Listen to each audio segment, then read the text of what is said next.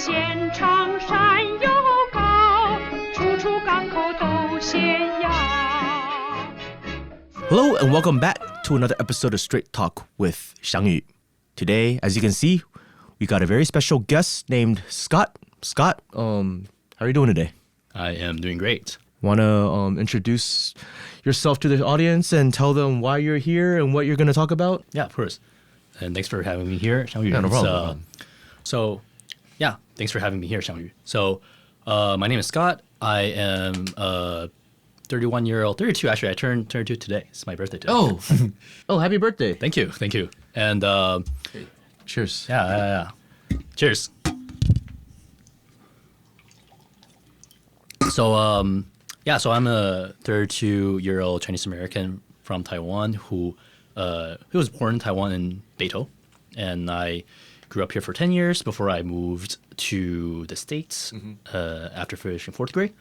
And so after college, I've been working as a software engineer. It's been 7 or 8 years now, and I quit my job. Recently, I've been traveling all over, and I went to the Chinese Mainland for the first time in April. And it's been in my mind to come back to Taiwan, but it was always something that I just entertained in my head. And now I'm decided to make that a reality. So, are you going to do your conscription? So it's something that Xiangyu really inspired me, because Xiangyu is the ABC, right? But he still served in the RC military. Not the military. I did substitute service. Substitute, yeah. And it's something I'm considering. So you wouldn't be in military either because you're too old for a military at this point. Everyone born in 1993 and before is automatically in substitute service now. Right. Yeah. Right. So zooming out, right? I really believe the importance of serving your people in the country, and I think that doing fireman service for like substitute service, that something like Xiangyu did, was just really cool, because I think there's like very little examples out there outside of doing fireman service that counts as like really serving your country, right? Because you're literally fucking saving people's lives. So there's just like very little things that is more honorable than that. So this is something I'm looking into. Just don't end up at HQ or the training center because you won't be out on missions. Yeah. I thought the same thing, but then they put me at the training center because they looked at my background and like, oh, you're bilingual. You can be a translator. Right. Yeah, didn't go out on rescue missions like I thought I would. But yeah, if you go to the city or county fire departments, in most of them, with a few exceptions, you will be going out on rescue missions. Yeah, it's gonna be pretty metal, because I've lived a pretty what's the word? 书生, so a scholarly life, just like in front of my books, computers, and not particularly like physically active. So that would be a very, very, serving as a fireman would be a very, very different life, and it'd be pretty cool. Yeah. Getting hazed by firemen. Getting hazed by firemen. That's oh man, that's gonna be very interesting. As a conscript, I mean, you're obviously not like a real fireman. You're more of like a paramedic. So you won't be going into burning buildings, but you will be going on rescue missions, doing CPR and doing like other things of that nature. Or if you're based in like Taichung Harbor, unfortunately, your job might involve finding dead bodies that are reported missing. Oh, okay. That's happened before. That's pretty metal. Yeah, it's not fun. I've been told the smell of a dead body is something you will never forget. So, I believe that. Yeah, I have not experienced it, but I believe that as well. I have there was this officer during my service. He's like he behaves kind of weird. He's a weird guy. But what I heard was he used to be very normal until he had this rescue mission.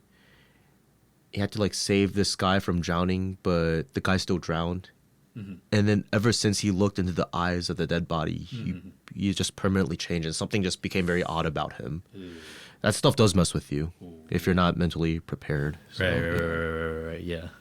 Jeez. Okay. Yeah. I'll keep that in mind. It's pretty metal stuff. Yeah. But no matter what service you end up in, whether it's like Sohui, there's also a new civil defense service. I don't exactly know what that entails. But yeah, you gain an understanding of Taiwan and you interact with people you otherwise never would. Yeah, So yeah. that's the biggest takeaway. Yeah, that reminds me of. So I think some of your Taiwanese viewers probably know the term Tianlongren, which is a term that came from One Piece, Tenryubito. That's like a class of aristocrats there where they wear helmets because they don't want to breathe the same air the commoners breathe. Yeah. So in Taiwan, there's Tianlongren. Tianlongren are people in Taipei. Yeah, in Taipei. And even within Taipei, there's Tianlongren, which are applied to Tianmu, actually. Oh, yeah. So within Taipei, there's also a sub Tianlongren. But anyway, so I lived a very Tenryubito Tianlongren life in that I almost never ventured out of Taipei. And just like don't really understand Taiwan as a whole that much. So Maybe go to the training center. You'll be in Nantou山. 好山好水好无聊。没有阿里山的姑娘。Yeah. Yeah, think about it. Yeah, it's something that it might suck during the time, but you'll look back on it fondly and you won't regret it.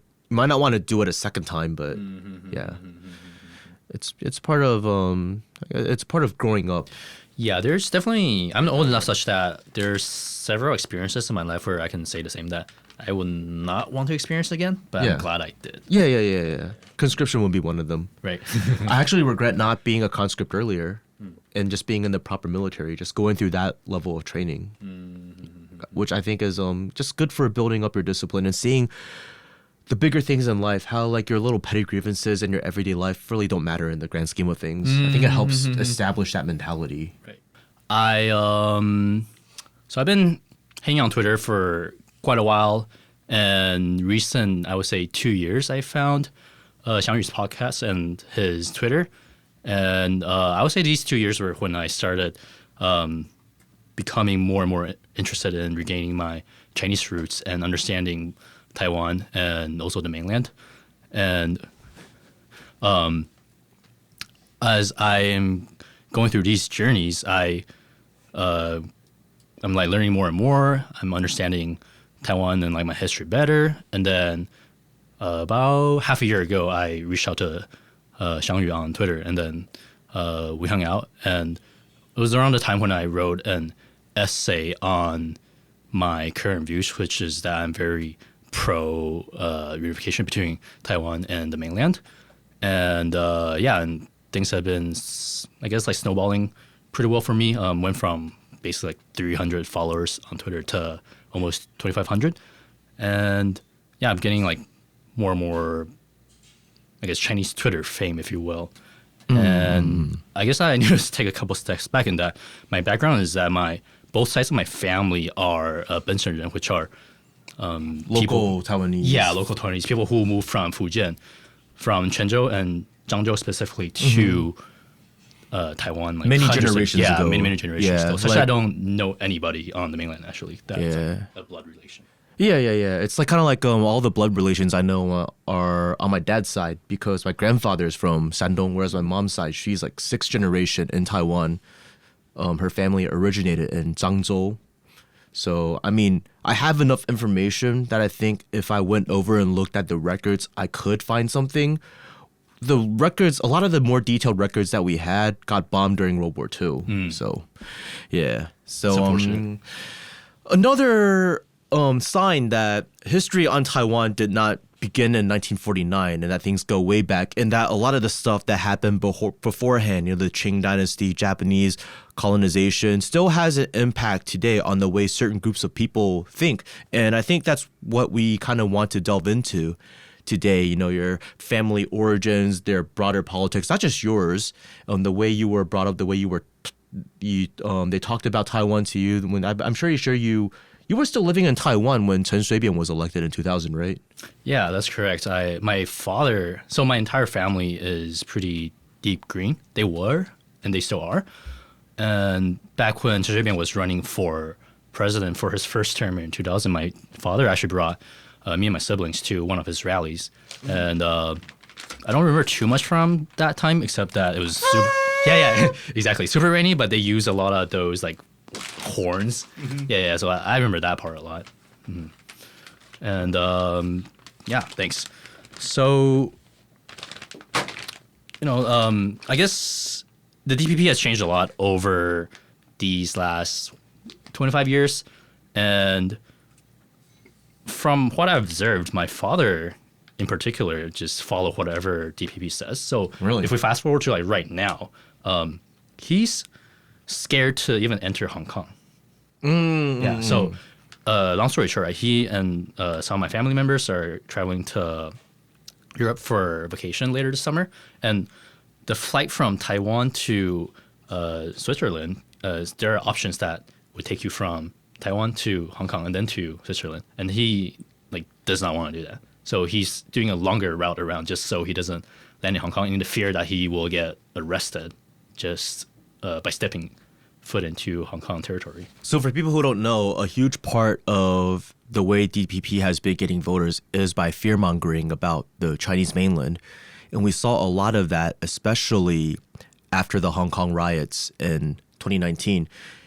A lot of people are led to believe that if they even set foot in Hong Kong or the Chinese mainland, that they'll be arrested right away for their posts on Facebook. And while, of course, some people do get arrested, it's very, very few. It's only more than 100 out of 3 million people who've traveled. And it's because these people are actively, doing sketchy things that are, conspiring against Beijing and stuff like that. Things that they deem actual national security threats.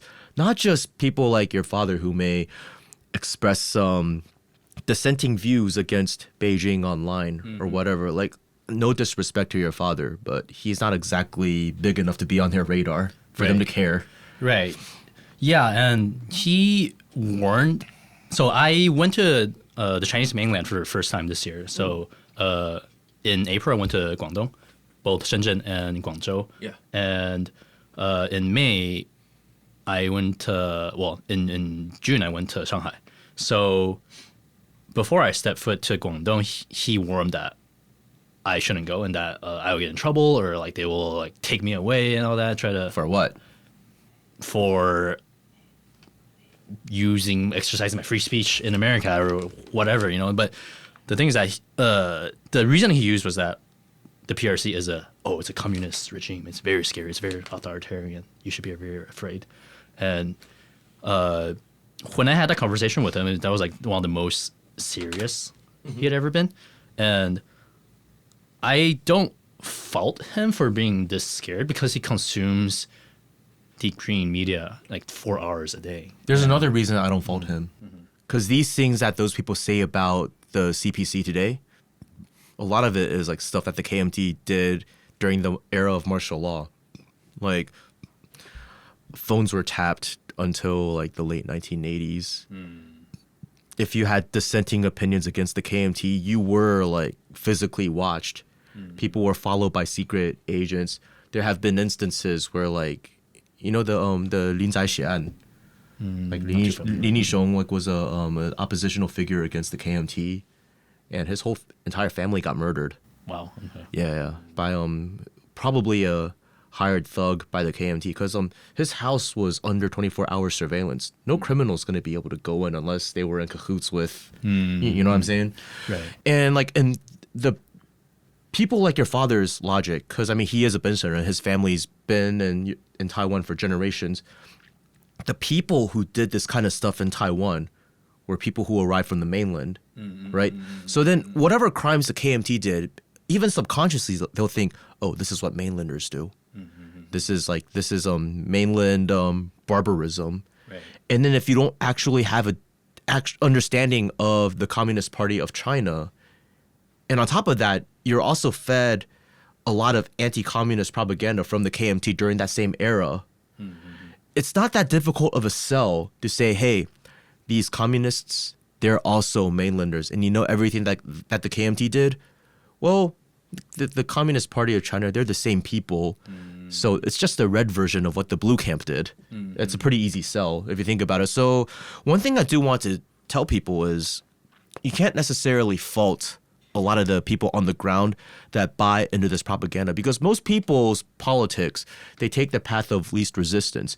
And if we're to be honest, people like your father, he was probably kind of, whatever the government said at the time, he probably didn't really rebel against it too much, right?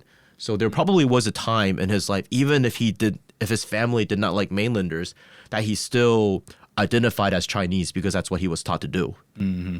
Right? Am I... Yeah, that's like pretty correct. Yeah. So like with a lot of these people, they grow up learning one thing, and then they reach a certain age, and then the whole opposition movement was taken off. They're getting all sorts of alternative views, and they realize, oh, the KMT lied to us about a lot of things. And that's a very difficult process for somebody to go through. Like, there are instances where like you grow up under one regime and then it gets overthrown, and all of a sudden everything that you were taught was the truth is all bullshit, like overnight. It's a very difficult process for a lot of people to go through. So he's already been through that once. People like him, maybe not him exactly. So getting him to go through that process again about the DPPs going to be like very traumatic, because it's like all of a sudden, oh, you had this bad government, there's this evil dictatorship, and you had like this freedom fighting new party that came out that stood bravely for the interests of the freedoms of the people of Taiwan. And if he were to accept that that's not how things turned out, just imagine how, maybe not traumatizing, but how difficult that process would be for him, especially after believing what he believes for so many decades. Yeah, and before we started recording this podcast, like Xiangyu and I had a lot of conversations about different topics, and one was the history of DPP, right? So over its 30 plus years of history, there were times, especially in the beginning, where it was kind of based in some ways. In the 1980s, there were multiple factions in the DPP. There was actually even a faction that was pro-Chinese reunification. But the points of unity were, we want to get rid of martial law. We want to lift the ban. Wanted the KMT to lift the ban on oppositional parties.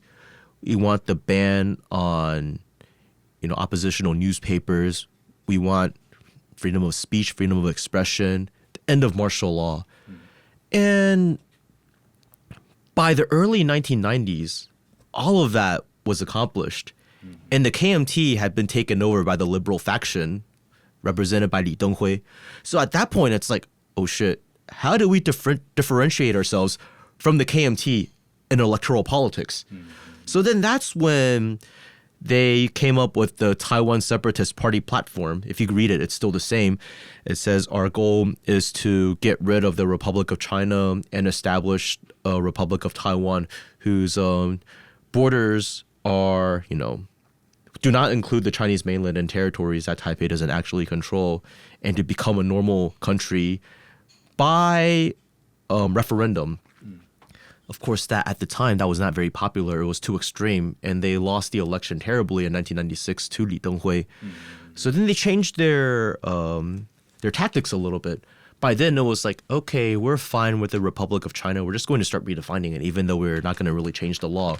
We're just going to start telling people, oh, we don't need to declare Taiwan independence because it is already an independent country whose name is the Republic of China. Taiwan is the Republic of China, and the Republic of China is Taiwan, even though that's not what the laws of the Republic of China say. But I guess that was enough of a compromise for them to become a little bit more popular. And then they won in 2000. And then in 2000, under Chen Shui-bian's leadership, they started modifying the curriculum. So a new generation of kids in Taiwan were brought up to kind of view themselves as distinct from other Chinese people. And that created a snowball effect. And then, of course, here we are today. Yeah, so bouncing off what Xiangyu just said, I definitely was subjected to this de-sinicization campaign. as I was growing up. So You attended elementary school here until you were like 10, right? yeah, so I finished 4th grade and Fourth then moved grade. to the States. When you started like civics class and all that, by the time you were going to school, it was probably less focused on like broader Chinese history and it was more like on local Taiwan stuff, right? If memory serves correctly, yeah, I think it was just around that time when the switch over happened. But I just remember after we moved to the States, when this distinction between Taiwan and Zhongguoren became more and more a thing, and Really? and I saw it from my parents. They always told us to tell other people that we're Taiwanese, not Chinese. So then that kind of like got drilled into my head. Oh, okay, like my parents probably know better. May I ask what do your parents do in America like for their job? Right. So, so my family history is a little more complicated in that my father worked for the government, and then my mother was a dentist before she had me and my siblings. And when we moved over, my father actually stayed in Taiwan to continue working, and it was just my mom taking care of me and my 3 other siblings, and she became a full-time homemaker. Oh, okay. So did your father ever join you in America? So he would come about twice a year for like a couple weeks each. Oh, okay. But it was mostly my mom with us. Yeah. But then, like, it seems like, I mean, she was a dentist, so she's like very educated. She wouldn't in America, the other Chinese immigrants she hung out with would probably be from like a similar background, like white collar and not like those Chinese restaurant people. And plus, you guys were on the West Coast, right? Yeah, I would say people, the Chinese or like the mainlanders or Taiwanese families that we knew were all more white collar for sure. That's where a lot of this ideology spread a lot, and that's where a lot of it originated. And only after when Chen Shui-bian was elected that a lot of these people start coming back to Taiwan and entering politics. Right. And because I mean, I grew up on the East Coast. Yeah. I mean, my mother's Benshengren, Right. but she was in the Chinese restaurant circles, and that was very dominated by Waishengren. Yeah, we don't know any Waisheng like restaurant people in America at all. You know why? Because on the West Coast, most of the immigrants from Taiwan or like or what is it, H-1B visa? Is it H-1B? I forgot the name. It's the skills visa. Yeah, that is H-1B. Yeah, H-1B. Whereas a lot of the immigrants on the East Coast, they're like in like import export Chinese restaurants, and a lot more like working class backgrounds. They went to America because maybe like somebody's sibling was married to the son of a KMT general who had some connections to get them a green card, and then it's like through family and marriage and stuff like that. It wasn't through like, H-1B visas. So when they go to America, all they could do was like work at Chinese restaurants because they didn't speak much English. Like, why is my Chinese decent? It's because like a lot of my mom's friends, they couldn't speak English. So if I ever wanted to talk to them, we would speak in Chinese. And like a lot of their kids, when they were growing up, until they started going to school, they could only speak Chinese too. So we were speaking Chinese to each other until we started going to school, and a lot of them just decided Chinese wasn't cool to speak anymore, and they started distancing themselves from it. But I guess I was the odd one that always just thought, no, I want to maintain the connection. Yeah. It was also, I guess, because I came back to Taiwan very often as a kid. Like almost nearly all of my summers were spent in Tainan. So I also saw the shifts. It's like every year everything seemed a little different, because I remember in the 1990s, even in Tainan, which is like it's a stronghold for the DPP. Even in the 1990s, even people there were calling themselves Chinese. Yeah, it wasn't like, oh, I'm Taiwanese, not Chinese. That stuff was really foreign to me. And then I started hearing it more as I got older, and I just thought, this is just so like, this didn't come from the ground. It was like deliberately being pushed by organizations like FAPA, or I like to call them FAPA because it's a circle jerk. What is it? The Formosan Association for Public Affairs, whatever. It's a Taiwan activist group. AstroTurfed. Oh, it definitely is. I do think they should rename themselves the Formosan American Grassroots Solidarity. Okay. Yeah. I'm not gonna spell it out, but Okay. Awesome. That reminds me of the story I was sharing earlier with you about my cousin who is all gung ho about Taiwanese identity, even though she speaks pretty poor Mandarin and zero Hokkien. Yeah. So that was about a year ago, last year, when I was like walking on the streets in New York with my cousin, and I was like starting to formulate my thoughts around the idea of reunification. And I was talking to her about that, and she just like chided me. She's, oh, but if we reunify with China, then like you're erasing Taiwanese identity. And then I was just shell shocked at that time. I didn't even know what to say because, like I said earlier, she spoke very little Mandarin, and she knew zero Hokkien, even though she grew up for 18 years in Taiwan. And just like someone from that background. Oh, she grew up 18 years in Taiwan and she speaks poor Chinese? Yeah, because she went to international school in Xiangyu. Oh, okay. Like her whole life. And she just spoke English at home too. But I think it's just like this, like, what's the word? I think there's like very little self-awareness from her side. Yeah, just not realizing she doesn't even check off like the most basic boxes on being even a Taiwanese or a Chinese. And like she can like speak so authoritative on that. Does she sound like 我是台湾人不是中国人? Maybe not that bad. She just speaks English. But basically. Okay.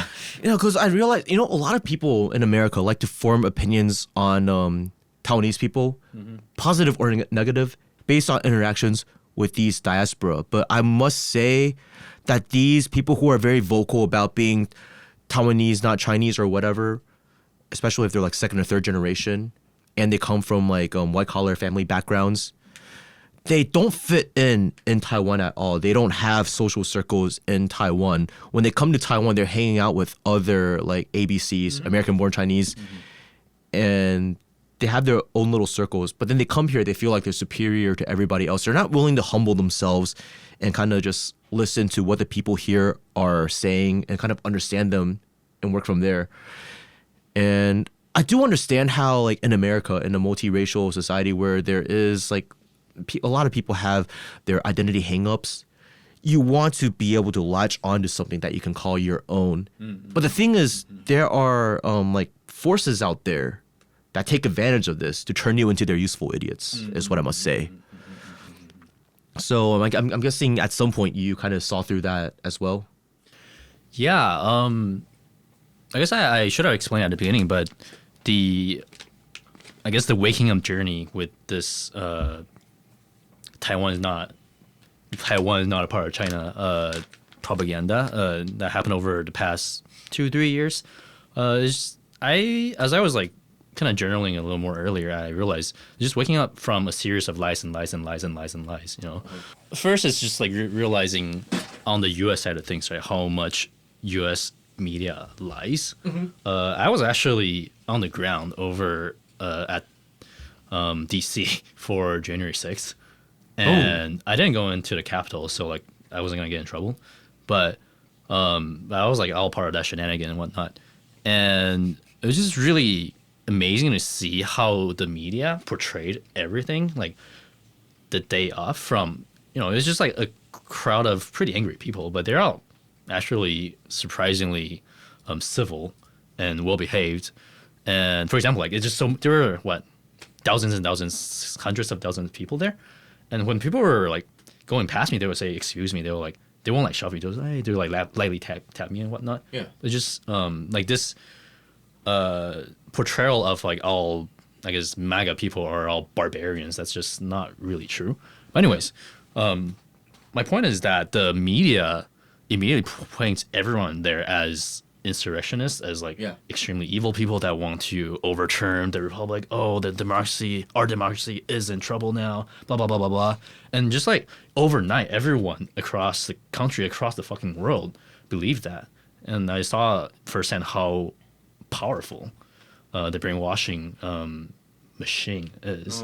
Yeah. So that was like a very personal example of seeing things in action. Yeah. It's like the same media that just vilified all of you guys blanketly. I mean, sure, there are some people over there, you know, with questionable motives and questionable imagery, but they'll hyper focus on those to prove that all of you guys who were there are just evil, and that there was no legitimate reason for you guys to be angry and demonstrate, and maybe it went a little bit out of hand, but but I mean, the same media, they'll look at the Sunflower Movement in 2014. I mean, it was also an illegal occupation of the legislature over here in Taiwan, but they won't say, oh, it's a bunch of like insurrectionists trying to overthrow the republic. They'll just be like, oh, those are, you know, freedom fighters fighting for a more democratic Taiwan because Ma Ying-jeou, the leader of Taiwan, is trying to sell out Taiwan's sovereignty and freedoms and whatever to Beijing. Yeah. Which was, I mean, that's not really how it, no. Right. And you saw a similar thing, even worse case with the Hong Kong protest, right? See, the thing about the sunflower movement in Taiwan is I feel like a lot of the people who were on the ground, I think they had honorable motives. They wanted what was best for Taiwan in their minds. And maybe I feel like they might have been misled by certain people. Now in Hong Kong, you had people on the ground just pouring gasoline on people and lighting them on fire. Those are actual terrorists. Right. Like I wouldn't call the sunflower movement people terrorists. Yeah, I mean it was an illegal occupation of the legislature. I mean, do I think such a move is valid in certain circumstances? Hard to say, but very different caliber of what happened in Hong Kong. But at the same time, it's like they occupied it for days, whereas like the Capitol Hill stuff was one day. Less than a day. Like a couple hours, to be honest. But you guys were evil insurrectionists, while those sunflower movement people were like freedom fighters, and and Joshua Wong and those Hong Kong rioters were like just upheld to the most extreme. And then they'll look at they'll point at a footage of a cop opening fire because he was actively being attacked. When in America, you get shot by cops for far less. Yeah, 100%. It's good to point out the nuances among all these different types of protests. And I wasn't really aware of the extent of the violence in Hong Kong until like more or less recently. Oh, really? To be honest. But I just know for a while that the coverage has been whitewashing a lot of the actions there. And just we're fed, all these protesters are like freedom fighters. They deserve our utmost respects, blah, blah, blah, blah, blah, all that fun stuff. I got a friend, at the time she was a flight attendant for Hong Kong Airlines, so she was at the airport in Hong Kong all the time, and she would just be like, these people in Hong Kong have gone crazy. Yeah. So it's like a lot of people, I mean, at the beginning, maybe a lot of people were just kind of like sympathetic, but then as it went on, it's like, okay, the extradition bill did not pass, so why are these people still rioting? And then you realize, okay, it's not as simple as it's pretty astroturfed. Yeah, so going back to the lies, right? So I don't really need to go into too much details, but it's just I realized over the years that how much I've been lied to by both the American mass media and also the Taiwanese mass media. Even though I don't pay attention to that as much, but I have to. It's just American mass media translated into Chinese. Exactly. Yeah, that's all it is. So it's like from the same cut from the same cloth. Yeah. So the one Chinese channel and the one channel in Taiwan that is not like at least partially owned by like corporations like Vanguard or BlackRock or whatever. That was just all like born and bred local Taiwanese capital, CTI, Wangzhong, Zhongtian. Zhongtian, right? They lost their broadcasting license because the DPP didn't like them. Which, thinking back, I actually have respect for Chen Shui-bian. He was the first leader of the DPP. At that time, there were voices in the DPP saying, "Oh, we want to get rid of the broadcasting license of TVBS because they're spreading views that go against the DPP." But Chen Shui-bian had the decency to say, "No, that would make us hypocrites after all we fought for, after all of these things we said against the KMT, and their unwillingness to let other views be heard back during the days of martial law." But then now come the eras of Tsai Ing-wen and Lai Ching-te. All of that's gone. Yeah. Tsai Ing-wen, she got to govern Taiwan with the majority of legislature as DPP. So she did not really have to deal with an opposition as much. Now, Lai Ching-te is elected. He got elected with 40% of the vote, or actually less than 30 if you count abstentions. And the DPP no longer has the majority in the legislature. Now, if we're going to play by the books of liberal democracy, because they're always like, "Oh, liberal democracy is so great because there's like feedback loops and it's self-correcting and it, whatever." Sounds good on paper, but then like, okay, he's not really playing by those rules. Now he's just saying everybody with views different from him are fifth columnists. They're fellow travelers of the CPC, so we must recall them and get rid of political impurities through democratic means. But the thing is, when you issue a recall, it's usually because one or a few politicians are not doing their jobs correctly. You don't issue mass recalls like trying to get rid of every politician from a different party in your legislature. That's he's saying, oh, it's democratic because it's being done through a vote, but then it's being spearheaded by the party under the guise of a democracy. So then when you're doing that, you lose the right to criticize the CPC for, operating as, well, it's not exactly one party, but it's the main party. Because that's exactly, you wish you were in their position to be the only party, except you don't have the mandate of heaven. You only got 40% of the vote, and you don't have the majority in the legislature, and now you're calling everybody a fifth columnist, and you're trying to uphold yourself as, like, portray yourself as, like, the defender of liberal democracy in East Asia. It's a fucking joke. Yeah, I would say the accusations are confessions, right? That's like a phrase you see on Twitter a lot. And that definitely applies to both the DPP and the Democrats. Like, yeah. They're cut from the same cloth nowadays. Yeah. So they're at its core like pretty fascist, but they call other people, oh, but the other guys are fascists, so we're gonna get rid of them, and then we'll run a one-party state, and everything will be the way I say, and be as authoritarian as possible, and that's freedom and democracy for you. So also, running a one-party state isn't that easy. For it to work, you actually have to have popular support. So he's playing with fire because he lacks that popular support, right? Whereas like the Communist Party of China actually does have enough popular support to make it work. And it's actually a mechanism that keeps them responsible because unlike in a liberal democracy, there's no one to blame but themselves if things aren't going right. So they have to actually be accountable for their actions. Whereas over here, it's just, just give us one more chance. And during Chen Shui-bian's era, we didn't do well because the legislature was under control of the opposition. Okay, well, they finally got the majority when Tsai Ing-wen came to power in 2016, all the way to 2024.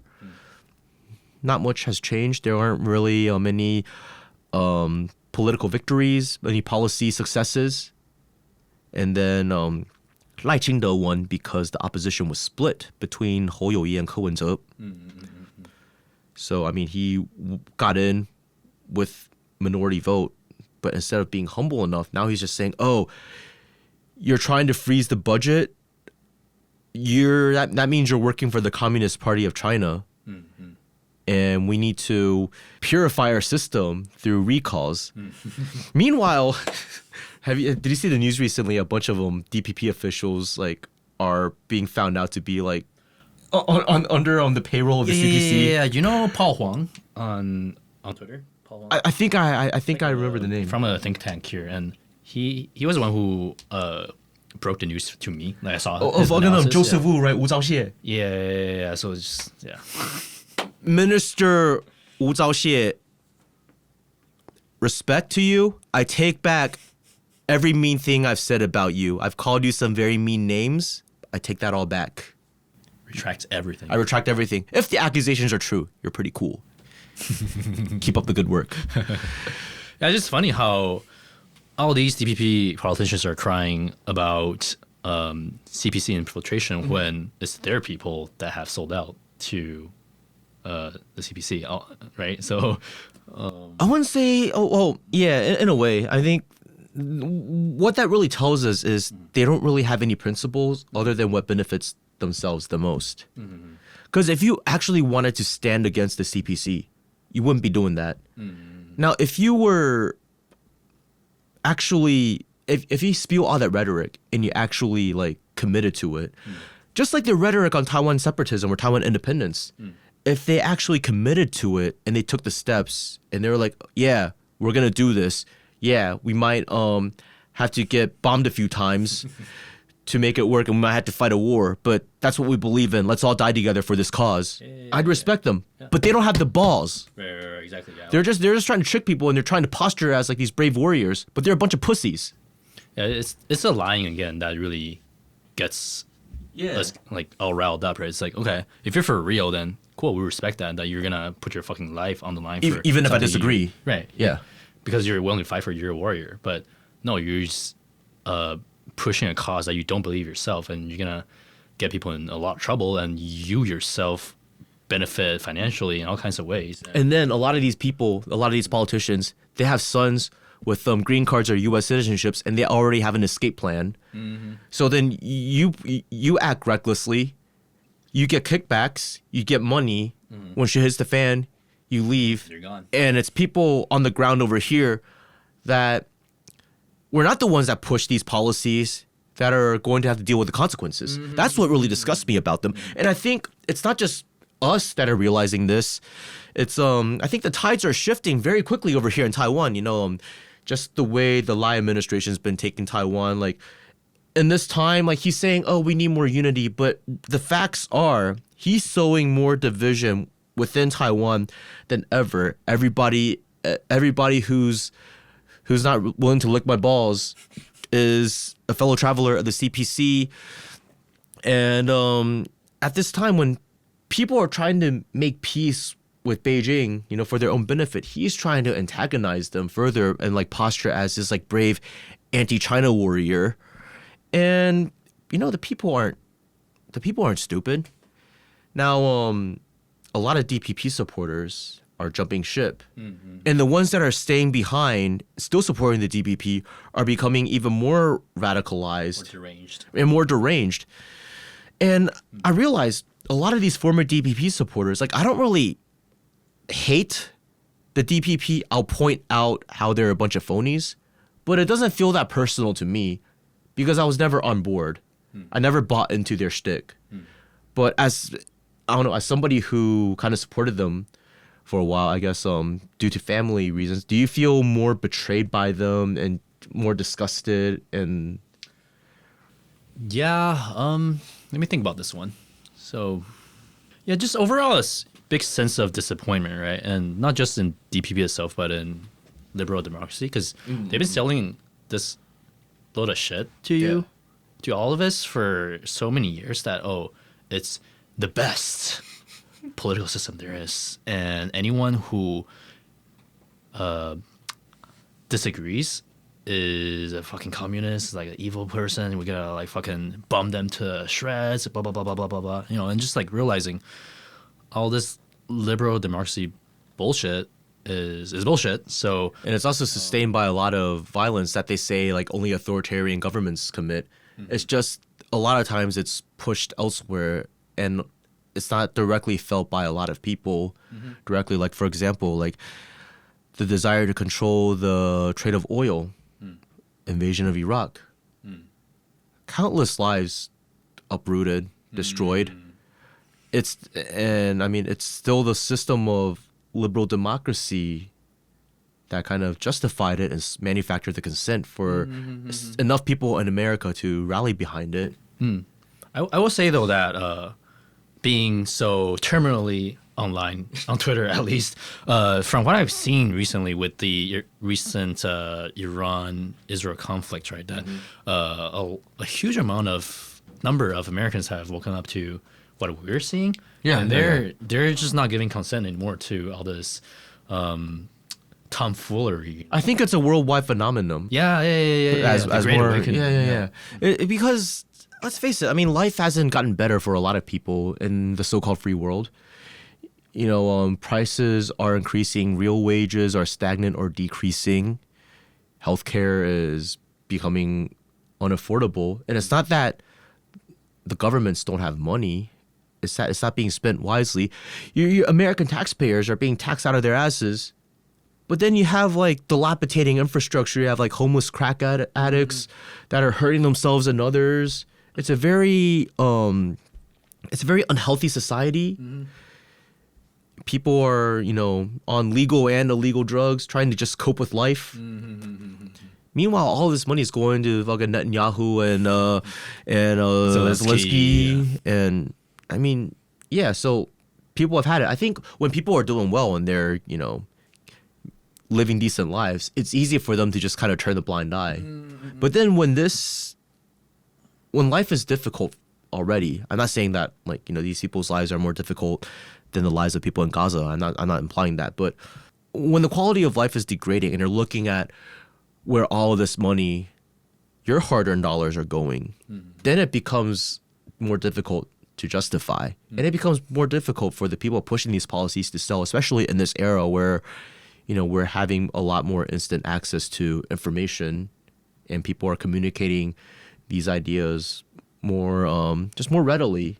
Whereas in the past, communication wasn't as open. You didn't have this much access to this much information. And we're seeing the same in Taiwan. Because I think a huge part of the DPP's propaganda was a lot of fear-mongering over the mainland. Oh, if you go over there, if you even set foot in just even Hong Kong, not even like the mainland, you'll get taken away in handcuffs. And another part of it was just more ridiculous lies saying like, oh, see, our GDP per capita is higher. Oh, yeah, okay, Taiwan's GDP per capita is higher, but the wealth inequality's also been increasing and real wages have been stagnant. So, yeah, wealth inequality is increasing. What does that mean for the average people? And it doesn't even get into like purchasing power parity. And then they'll spread lies on media, like outright lies, like, oh, people on the mainland can't even afford to eat tea eggs. There aren't the seats on the high-speed rail don't have backrests. The public toilets don't have doors. Okay, there are some like public toilets in like hutong that don't have doors. And like back in the day, like many decades ago, or maybe like 2 decades ago, there were like public restrooms in like the Chinese mainland that were literal like shitholes. And the squatter ones? Yeah, the squatter ones, and they didn't like flush. It was just like a giant like, yeah, no, it's terrible. I wanted to die after using one. And then, I mean, there were even like how-to guides on how to like on tips on traveling to the mainland, especially for women like using these squat toilets without doors. You bring an umbrella with you, so then when you're squatting, you open the umbrella so you know passersby don't see you doing like, you know, get some privacy. Yeah. But a lot's changed, and like mainland China today isn't the same as mainland China even like 10 years ago, 20 years ago. The first time I went there in 2005, it was still like very obviously like jagged, economically backwards and all that. But I mean, it's really impressive how much has changed. I knew at that point that like China as a whole was on a rise. What I didn't know was it happened this quickly. And I think this propaganda works because a lot of people our age and younger might have gone to the mainland as kids, you know, traveling with family, but then in more recent years haven't gone and don't know what things are truly like. And then they're just saying, oh, everything you see online, if you're going on TikTok or on YouTube, it's just paid actors and everything's just like kind of set up to make you believe that they're advanced. But life is actually very difficult over there. You have things much better over here in Taiwan. And sure, I'm not denying that there's like poverty on the mainland, but the overall trend is everyone's lives getting better and better each year, whereas the same really can't be said for Taiwan. And for America. And for a while, I think people believed that, or they believed it because they wanted to believe it. But then they're looking at how the DPP is mismanaging Taiwan, and now they're starting to question things. And recently, you know, Guan Zhang, the number one streamer in Taiwan, people, you know, the Western media used to gas him up as Taiwan's Jordan Peterson back when he was back when he was anti-Beijing. Okay. He's become anti-DPP. He was a huge supporter of Tsai Ing-wen, but he got disillusioned, and then he supported Ko Wen-je in the 2024 election. But then, as you know, as the viewers of my show know, Ko Wen-je was the target of Lai Ching-te's lawfare. And he's been locked up without evidence. Yeah, that really pisses me off, right? Just this like really, you know, like he's a pretty kind-hearted, like good-willed old guy who's been in politics for a while now, right? And like, there's basically no real evidence of tanu or taking bribes or embezzlement and all that, and they just fucking throw her in jail. It's okay, you know, like. What kind of democracy or you know what kind of free society is this? I mean, was there some level of it that went on? Probably, but you, in the court of law, you need to find the evidence.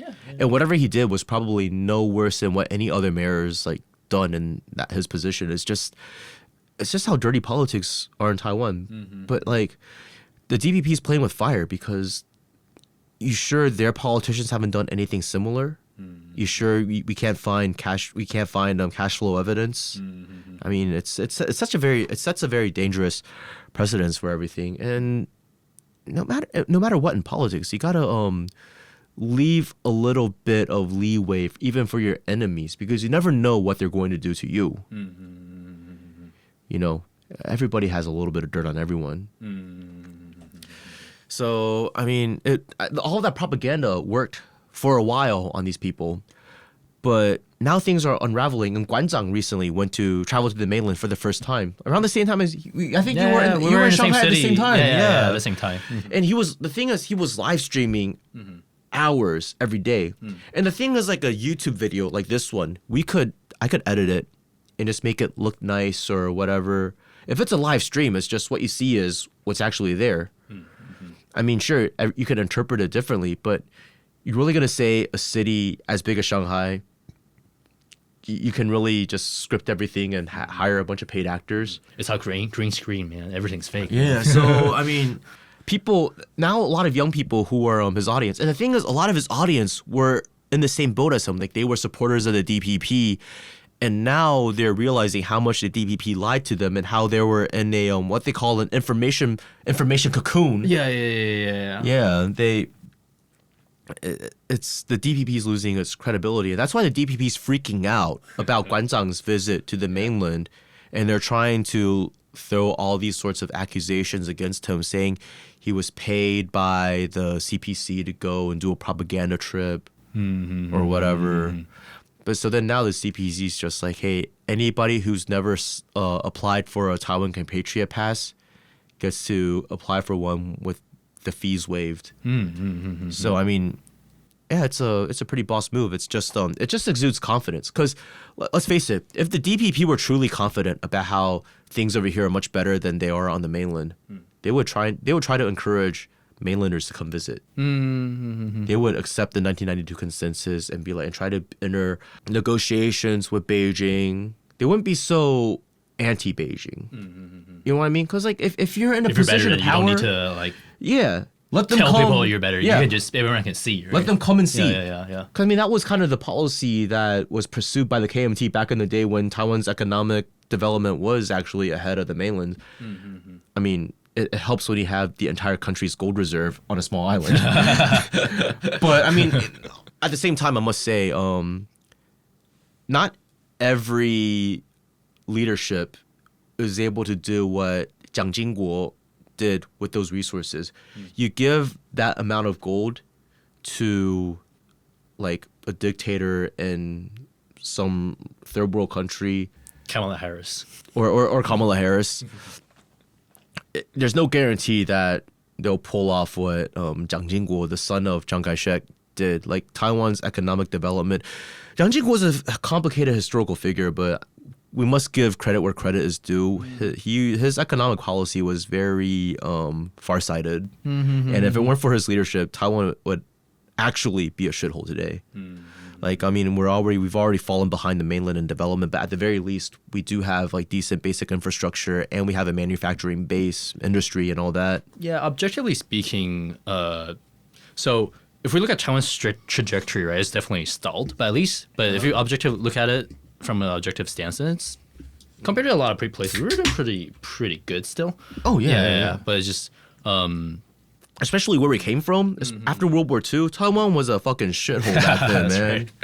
Yeah, Japan fucking fleeced the place and just left, you know. And a lot of things were bombed because of World War II, but the Japanese also carried out a lot of sabotage. And for the first few years of KMT rule, not a lot was really invested in Taiwan. They were just like, we got to save this money because we're going to make it back to the mainland. Until Chiang Kai-shek's son took over, and he's like, okay, yeah, we're not really going to make it back to the mainland. We'll keep up the sloganeering, but we really got to build up Taiwan if we want to maintain our power. So, yeah. Did you follow the Guanzhang trip much when it happened? A little bit. So, actually, do you know Zhou Mingsheng? Yeah. The so, gay guy. Yeah. He's fucking funny. He's so fucking funny, man. So No, the thing about Zhou Mingsheng is he fits the bill of like the average person that the DPP tries to pander to. Yeah. Like he's LGBT and all that stuff, but even he's just like kind of questioning the DPP stuff. Well, I feel like he went through the same journey earlier than Guanzhang, right? Because like Yeah, in yeah. early 2024. That's why they hate him, and they're trying to like they're sparing him so much. Yeah, and I watched all of his China trip videos, and that also helped me form my current worldview as well. Yeah, because you know, I think he makes a lot of really good points. But the one good one is that, okay, how can you make an opinion about something when you don't know anything about it? Like, if you have so many opinions about China, but if you've never mainland China, but if you've never been, then shouldn't you at least go there once and see things for yourself? So I tell people this all the time. If you think Xi Jinping is such an enemy, read his On Governance of China. Read his works. Like they'll be like, oh, that's just good sounding bullshit that he wants us to. Okay, yeah, well, at least understand what he wants you to believe. Then, if that's your interpretation of it, at least understand the official positions. Right? Yeah, 100%. So here's the thing, right? So like, okay, so the way I read this often on Twitter too. Is just okay, even especially if you hate China, right? If you're a China hater, then wouldn't you want to understand the place as much as possible so we can actually attack it based on facts? I tell that to people all the time. Yeah. There was this one guy on Facebook many years ago who was trying to like he was just giving me a bunch of shit. He was saying, you're in Taiwan spreading Chinese ideology. And then he was like, you know what? I'm willing to listen to whatever you're saying and read whatever books you recommend to understand your position. So I recommended some things. And he's like, well, yeah, those books are about China. I want to read things that are about Taiwan. And just like, dude, if you're pigeonholing yourself like that, like you're just gonna believe what you want to believe. There's not much room for us to talk. I don't even know why you're wasting your time trying to argue with me. Like he's trying to frame himself as someone who's open-minded, but he's not. Yeah, so it's like, if you hate me that much, just come fight me and kick my ass or something. Like that'll make you feel much better than just being in this pointless argument, right? Being a keyboard warrior. Yeah.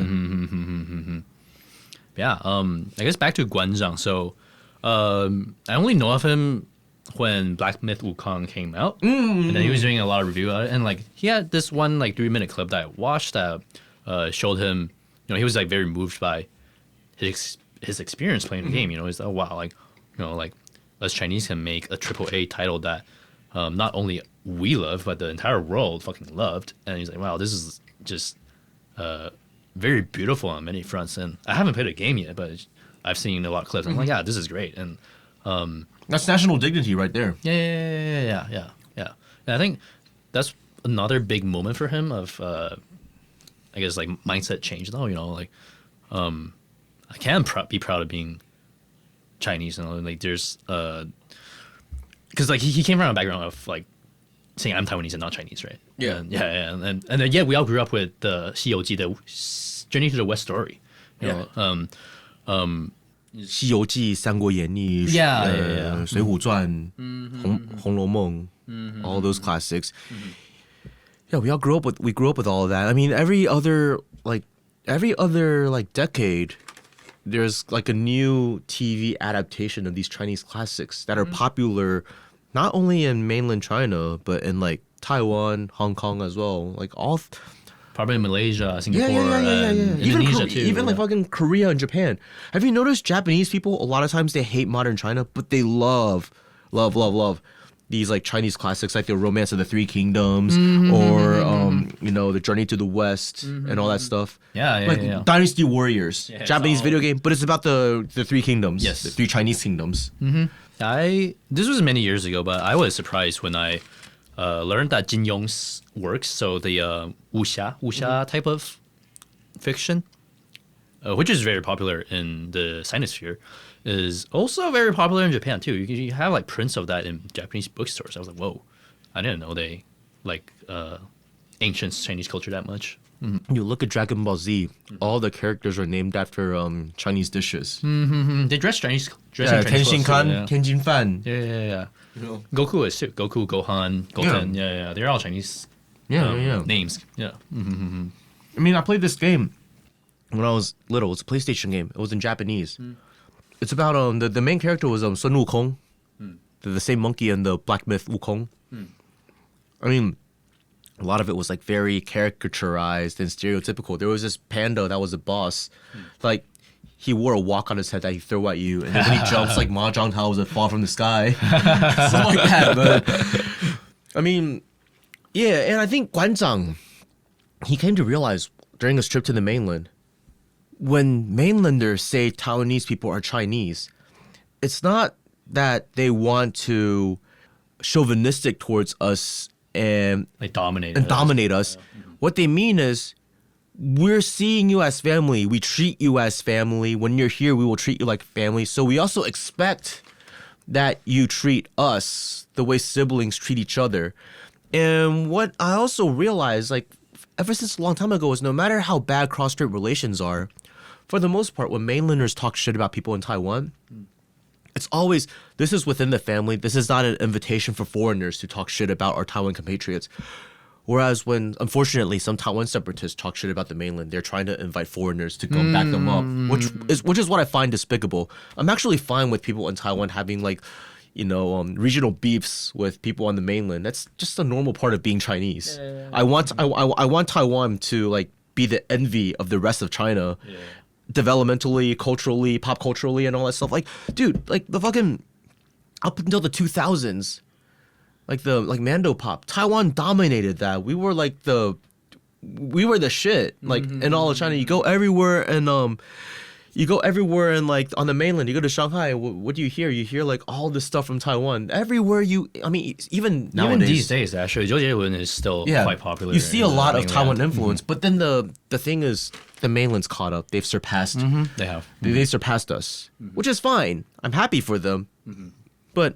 Wouldn't it be nice if we had this sort of friendly competition and try to outdo each other? But then we're still like, we still got each other's backs and we're like trying to, you know, raise each other up. Raise each other up. And then when it's us versus foreigners, it's like, hey, we're on the same team. How is that? How is that an attack on Taiwanese identity or dignity? I think it boosts our identity and dignity. Yeah, 100%. 1.4 fucking billion people on the mainland.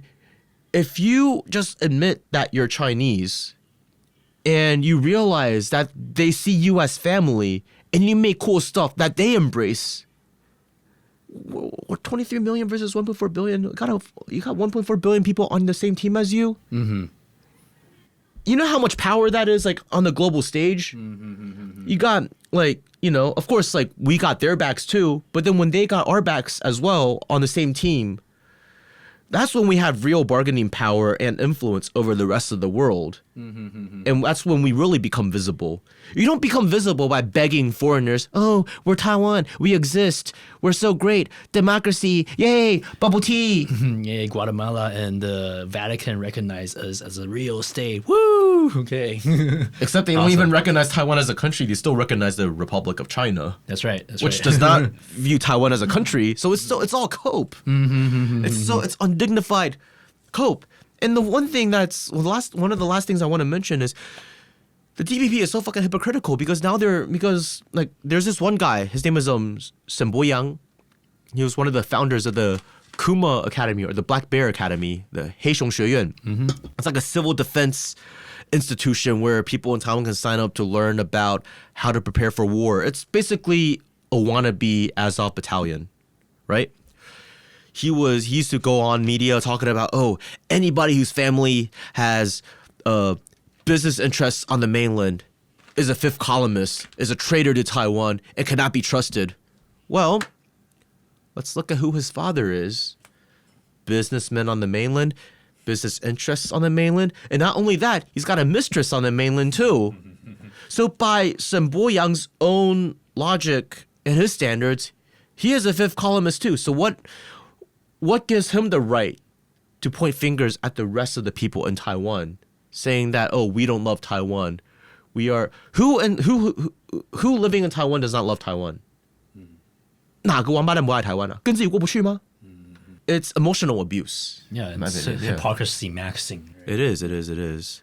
I would say one thing I want to add is that it is very true that since like the 2000s, culturally speaking, the mainland has like not only caught up but also surpassed what Taiwan could. I think the surpassing happened in the 2010s.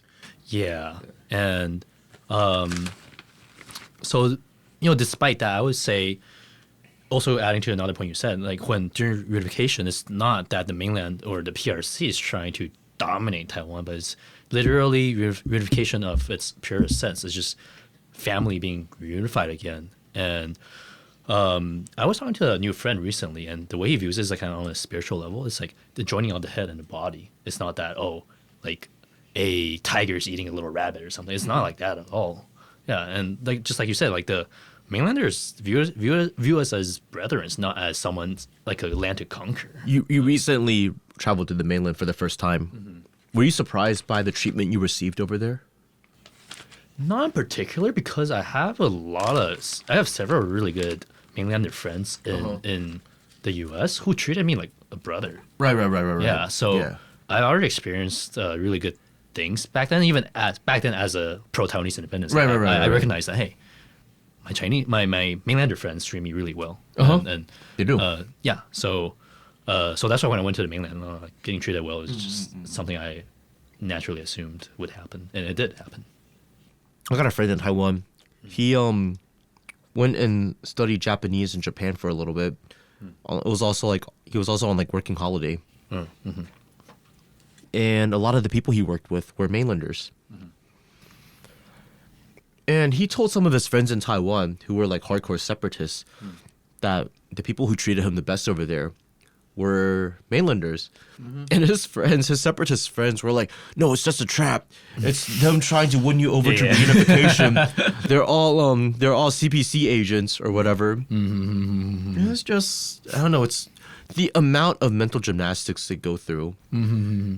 It's so ridiculous. It's cognitive dissonance. Yeah, they have to resolve that somehow, right? Mm-hmm, so they're just diving deeper into the dissonance. Mm-hmm.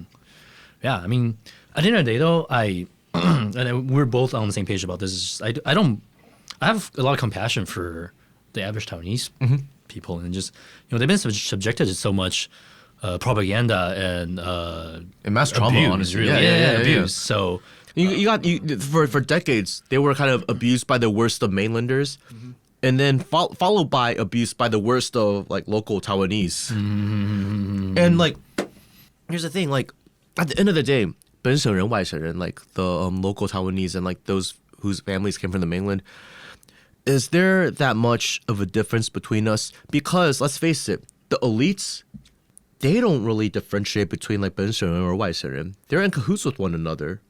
So shouldn't the people be in cahoots with one another as well? Shouldn't we unify on? I mean, I think that's already happening, because after like 3-4 generations, the lines are increasingly blurred. Like every 本省人 family has like some 外省人like married into their family and vice versa. But then you extend the logic to like Taiwanese people and mainlanders. They are compatriots. They're not just saying that. Travel to the mainland and see for yourselves if you don't believe me. And that's what things really are. And that's why I really hate these like China understanding foreigners who aren't Chinese themselves. So if they, regardless of where they travel to, they're not going to experience, as a Taiwanese, I'm being treated like family by mainlanders or whatever. They're just foreign observers. And they're trying to comment about how they're trying to comment and like play us against one another, or they're viewing it as a spectator sport. It's very disgusting. You know? Yeah. Just I definitely feel more resentment, lacking a better word, when I see foreign influences try to like rile things up and try to cause a split and conflict among the Chinese folks. Yeah, like some random Taiwanese person spreading separatist ideology or talking shit. It's like, whatever. I kind of understand. Like, you have your story, you have your experiences. Your family might have like had their bad experiences with the KMT that you blame on all mainlanders. Whatever. I understand it. That's something for us to work through. You know, as compatriots. Yeah. But foreigners, like these American, like, friends of Taiwan, we support, like that, like Australian account. What is it, like Taiwan Freedom on Twitter? And all these things, or like these, or a bunch of like these accounts that are like Taiwan based, but they're just like very expat adjacent And they're just like, Overarching. yeah. And they're just like working for, NED adjacent institutions or the NED itself or a bunch of these like globalist think tanks. What gives these people the right to pretend they're representing the people on Taiwan? Because let's face it, I'm very embedded into Taiwan society. People there, most of my in real life friends are like locals in Taiwan. But when I speak my opinions that I know, at least currently, are not the majority opinion in Taiwan, I don't pretend that my ideas represent all of the people. But those people shamelessly do. And then because of the linguistic barrier and the fact that most people in Taiwan aren't on Twitter or aren't interacting in English with these foreigners, it's like these propagandists, they can say whatever and people will believe them.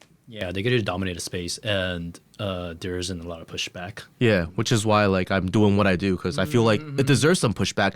I'm not saying my ideas are representative. I'm just saying, hey, here are some other ideas that are spreading around. Here's what's happening on the ground in Taiwan. Here's stuff that they somehow don't want you to see, but that is happening. Hey, like that the mass protests against the imprisonment of Ko Wen-je, or recently, right? January 11th. Draws what, 6-digit number of protesters. Yeah. And there's like no reporting whatsoever. No on reporting. that. Yeah. No reporting at all. There was also on April 26th, there was also a mass gathering at Karagalan Boulevard protesting against Lai Ching-do's government.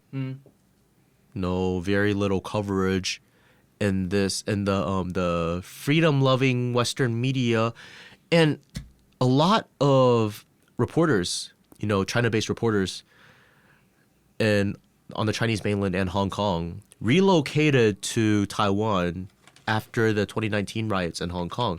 So there is no lack of reporters over here in Taiwan that can cover the stuff. They're selectively, leaving things out because their job is to create this understanding of Taiwan for a foreign audience that the DPP wants Westerners to see. That's right. Yeah, that's why earlier you were saying how the Taiwan media is just a puppet of the Western media, right? And Oh, definitely. Yeah, so definitely. what else? The floor is yours. You can talk about whatever you want. Yeah. So I think at the end of the day, right? Like we, Xiangyu and me and everyone who's listening to the podcast, like we love Taiwan with all our hearts. And we want the best for the Taiwanese. And that's where we're coming from. Yeah. And that's for plugging. So my handle on Twitter is already Dawn. So ALREADY. And then Dawn, DAWN. You can find me there. All one word? All one word. Yeah. Okay. And, well, if it's an @ it has an underscore under, but... I'll make the text pop up at the bottom of the screen over here. Sweet. And I'm super glad to hang out with Xiangyu today and to talk about our favorite topic, that is Taiwan. And hope to see you guys again. Yeah. Hey, thanks a lot for coming on. Of course, man.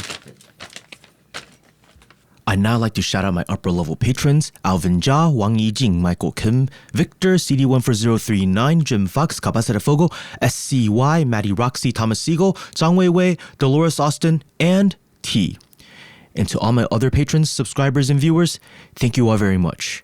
If you got questions about anything discussed in this episode or anything else, drop a comment on YouTube or send me an email at straighttalk@xiangyu.tw.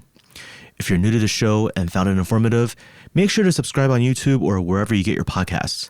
Every like and subscription helps us grow. And if you have the means and want to take your support one step further, you can become a patron on Patreon, become a YouTube channel member, or you can make a one-time donation using any of the links in the show notes. Thank you all for tuning in, and see you guys next time.